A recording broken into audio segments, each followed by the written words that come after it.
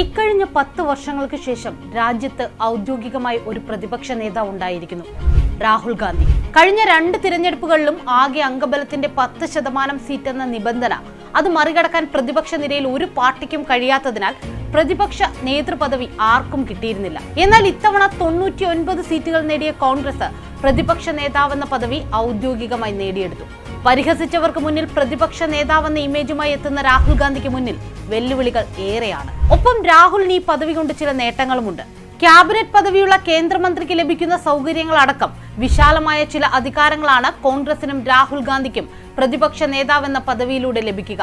പാർലമെന്റിൽ ഇടതുവശത്തായി മുൻനിരയിൽ ഒരു ഇരിപ്പിടം അത് പ്രതിപക്ഷ നേതാവായ രാഹുലിന് അവകാശപ്പെട്ടതാണ്. തിരഞ്ഞെടുക്കപ്പെട്ട സ്പീക്കറെ ചെയറിലേക്ക് കൊണ്ടുപോകുന്നത് പോലുള്ള നടപടിക്രമങ്ങളിൽ പ്രതിപക്ഷ നേതാവിന് പ്രത്യേക സ്ഥാനമുണ്ട്. പാർലമെന്റിന്റെ ഇരുസഭകളെയും രാഷ്ട്രപതി അഭിസംബോധന ചെയ്യുന്ന സമയത്തും മുൻനിരയിൽ തന്നെയായിരിക്കും രാഹുലിന്റെ ഇരിപ്പിടം. പാർലമെന്റിലെ പബ്ലിക് അക്കൗണ്ട്സ് കമ്മിറ്റിയുടെ അധ്യക്ഷ സ്ഥാനവും രാഹുലിന് ലഭിക്കും. മറ്റെന്തൊക്കെയാണ് പ്രതിപക്ഷ നേതാവിന്റെ അധികാരങ്ങൾ? CBI director, central vigilance commissioner, chief information officer, Lokayukta chairperson, മനുഷ്യാവകാശ കമ്മീഷൻ അംഗങ്ങൾ, തിരഞ്ഞെടുപ്പ് കമ്മീഷണർ തുടങ്ങിയവരെ ഒക്കെ തിരഞ്ഞെടുക്കുന്ന സമിതികളിൽ ഇനി പ്രധാനമന്ത്രി നരേന്ദ്രമോദിക്കൊപ്പം രാഹുൽ ഗാന്ധിയും ഉണ്ടാകും. ഈ നിയമനങ്ങളിലെല്ലാം പ്രധാനമന്ത്രിക്ക് ഇനി രാഹുലിന്റെ കൂടി അഭിപ്രായം അറിയേണ്ടി വരുമെന്നർത്ഥം. ഇതിലൊക്കെ സർക്കാർ തീരുമാനത്തിന് തന്നെയായിരിക്കും മുൻഗണന. എന്നിരുന്നാലും BJPക്ക് തനിച്ച് ലോക്സഭയിൽ കേവല ഭൂരിപക്ഷം ലഭിക്കാത്തതിനാൽ മറ്റു 2 അംഗങ്ങൾക്കും അവരുടെ തീരുമാനങ്ങൾ രാഹുലിന് മേൽ അടിച്ചേൽപ്പിക്കാൻ കഴിയില്ല എന്നൊരു നേട്ടവുമുണ്ട്. ഇത് പ്രതിപക്ഷത്തെ സംബന്ധിച്ചിടത്തോളം ചെറിയൊരു നേട്ടമല്ല, വളരെ വലിയ ഒരു നേട്ടം തന്നെയാണ്. പാർലമെന്റിന്റെ പ്രധാനപ്പെട്ട സമിതികളിലും രാഹുൽ അംഗമാകും. സർക്കാരിന്റെ പ്രവർത്തനങ്ങളെ വിലയിരുത്താനും രാഹുലിന് കൂടുതൽ അധികാരങ്ങളുണ്ടാകും.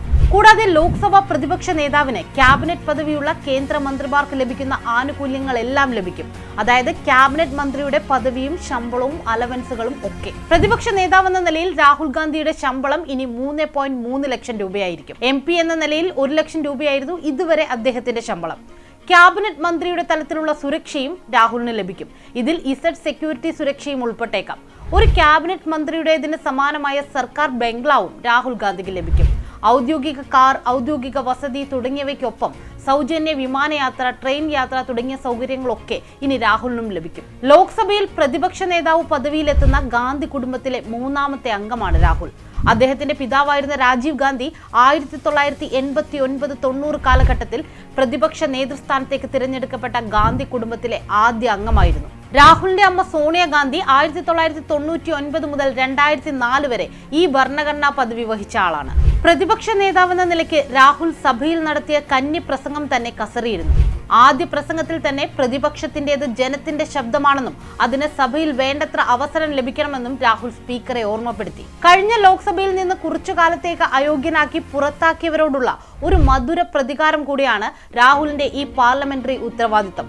പ്രതിപക്ഷത്തെ നിശബ്ദമാക്കുന്നത് ജനാധിപത്യ വിരുദ്ധമാണെന്നും പ്രതിപക്ഷം ഭരണഘടന സംരക്ഷിക്കാൻ സഭയിൽ ഉണ്ടാകണമെന്നാണ് ജനങ്ങൾ തെരഞ്ഞെടുപ്പിലൂടെ തെളിയിച്ചതെന്നുമുള്ള രാഹുലിന്റെ വാക്കുകൾ ജനാധിപത്യ വിശ്വാസികൾക്ക് പുതുപ്രതീക്ഷയാണ്.